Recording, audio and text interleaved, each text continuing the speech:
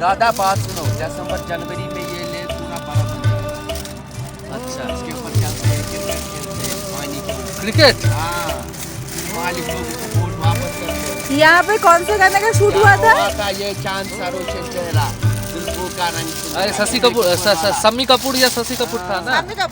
और यहाँ पे जब बर्फ गिरता है ना, क्या सर्दी में ज्यादा दादा, तो पिछले महीने में बर्फ था ना। बहुत सुनो ना मेरी। 10 মিনিট হয়ে গেল আমরা চিত্তরঞ্জন স্টেশনে আটকে আছি। ট্রেন কখন ছাড়বে কিছুই জানি না। জার্নি তো শুরু হয়েছে, কিন্তু এত ওয়েট করে করে তো অলরেডি বোর হয়ে যাচ্ছি। তো সঙ্গে থাকুন, দেখতে থাকুন। সকাল সকাল সমস্ত লাগেজ গুছিয়ে একেবারে চলে যাচ্ছি। হ্যাঁ, বাড়ি ছেড়ে চলেই যাচ্ছি। কোথায় যাচ্ছি বলো তো? ভূস্বর্গে। ফাইনালি আমাদের কাশ্মীর যাওয়ার দিনটা চলে এসেছে। তো আমরা 4টিতে মিলে বেরিয়ে পড়েছি। হাওড়া স্টেশনের উদ্দেশ্যে আমরা ফার্স্টে রওনা হয়েছিলাম বাড়ি থেকে। বাপিমা শ্রীরামপুর থেকে ডাইরেক্ট ওখানেই এসেছে। ওখান থেকে আমরা একটা ট্যাক্সি বুক করেছিলাম, তারপরে চলে গিয়েছিলাম কলকাতা স্টেশন। তো ওরা এখন লাগেজ নামাচ্ছে, আমি ফটো তুলতেই ব্যস্ত। তারপরে আর কি লাগেজগুলোকে যে তোলার লোক আছে তোমরা তো জানোই, আমার ক্যামেরাম্যান, আমার লাগেজ তোলার লোক তো একটাই, বাবাই। তো লাগেজগুলো তুলে নেওয়ার পর কলকাতা থেকে টাটা বাই বাই বলে চলে গেলাম। চারিদিকটা এরকম সর্ষে ক্ষেত আর ধান ক্ষেত দেখতে দেখতে আমরা আস্তে আস্তে ঢুকছি বিহারের মধ্যে দিয়ে। ট্রেনটা যে বিহারের মধ্যে দিয়ে যখন যাচ্ছিল না, এত কষ্ট হচ্ছিল যে কি বলবো।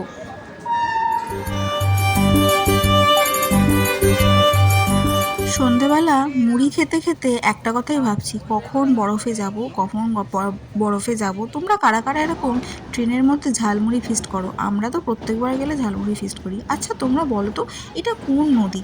সেই সময় জানতে পেরেছিলাম নামটা, কিন্তু এই মুহূর্তে একেবারেই ভুলে গেছি। এই পলাশ গাছগুলো কি সুন্দর পলাশ ফুল হয়ে আছে। এগুলোও কিন্তু বেড়াতে যাওয়ার একটা প্লাস পয়েন্ট। চারিদিকের সাইট সিন দেখতে দেখতে কিন্তু দিনটা, সন্ধ্যেটা ভালো কাটে, কিন্তু রাত হয়ে গেলে বাইরে কিছু দেখতেও পাওয়া যায় না, আর কি বোরিং লাগে না। আর তারপরে অবশেষে এলো রাত, চলে এসেছে আইআরসিটিসির বাজে খাবারের মান খুবই খারাপ ছিল। ওই চাটনিটা দিয়ে, মানে একটা পিকেল ছিল, ওটা দিয়েই আমরা খাবারটা কভার করেছি। খাবারের মধ্যে নিয়েছিলাম হচ্ছে রুটি, ভাত, 2 রকম সবজি, ডাল।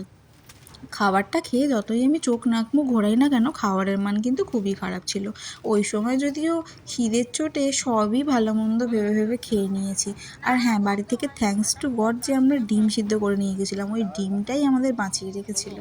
আর খাবারের মধ্যে ছিল হচ্ছে ভাত, যেটা একজনের বা একজন মানে মহিলার খেয়ে যদি একটা বাচ্চা থাকে তার জন্য তো খাবারটা ঠিকঠাক। তার সাথে দিয়েছিল একটা চানার তরকারি। দাঁড়াও দেখাচ্ছি তোমাদেরকে। দেখেছো কতটা পাতলা? এরকম পাতলা চানার তরকারি খেয়েছো তোমরা কখনো বাড়িতে? তার সাথে ছিল একটা সবজি আর ছিল ডাল। তোমরা কারা কারা ট্রেনে এরকম খাওয়া দাওয়া করো? ট্রেনের মধ্যে কী কী খাও? খাবার তো অনেক কিছু পাওয়া যায়, যেমন বিরিয়ানি, ভেজ পোলাও, আরও কত কী পাওয়া যায়। ডিম ভাতও অনেকে খায়। হ্যাঁ, আমরা ডিম ভাতও খেয়েছি একদিন, সেটাও পরের ভিডিওতে তোমরা দেখতে পারবে। তবে তোমাদের কাছে একটাই রিকোয়েস্ট, যদি আমার ভিডিওগুলো ভালো লাগে একটু আমার চ্যানেলটাকে সাবস্ক্রাইব করো, একটু লাইক করো, তাহলে আমারও ভালো লাগে, আমারও আরও বেশি করে খাটতে ইচ্ছা করে। হ্যাঁ, আমি জানি আমি ভিডিও এমন কিছুই ভালো বানাতে পারি না, এখনও অনেক শেখার বাকি, অনেক জানার বাকি। তোমরা আমাকে একটু সাপোর্ট করলে অন্যান্য ভিডিওগ্রাফারদের ভিডিও দেখে, মানে চ্যানেলের ভিডিও দেখে দেখে আমি ঠিক শিখে নেব। এটা আমার আস্থা নিজের উপর। আমার পরে বাবাই খাবে। খেয়ে যতই ও মানে আর কি দেখাক ভালো ভালো, কিন্তু খাবারের মান একদম ভালো না। তবে হ্যাঁ, একটা কথা তোমাদের বলি, তোমরা যখন যাবে আর কি কাশ্মীর, তোমরা না একদম চেষ্টা করবে যে এসি বুক করার। কারণ হচ্ছে আমরা জেনারেল কামরা বুক করেছিলাম, কারণ আমরা শীতকালে ফেব্রুয়ারিতে বেড়াতে গেছি। সেটা আমরা করেছি মস্ত বড় ভুল। যেহেতু ওদিকে কোনো লোকাল ট্রেন চলে না, তো ওখানকারের মানুষজন না এই ট্রেনগুলোকেই লোকাল ট্রেনের মতন এইভাবে রাত্রিবেলা ভিড় করে। তো সারা রাত্রির ধরে লাগেজ পাহারা দিতে দিতে আর ফোনের মধ্যে গান শুনতে শুনতেই আজকের রাতটুকু তো শেষ হয়ে গেল। দেখা হবে পরের ভিডিওতে খুব শিগগিরই। টাটা।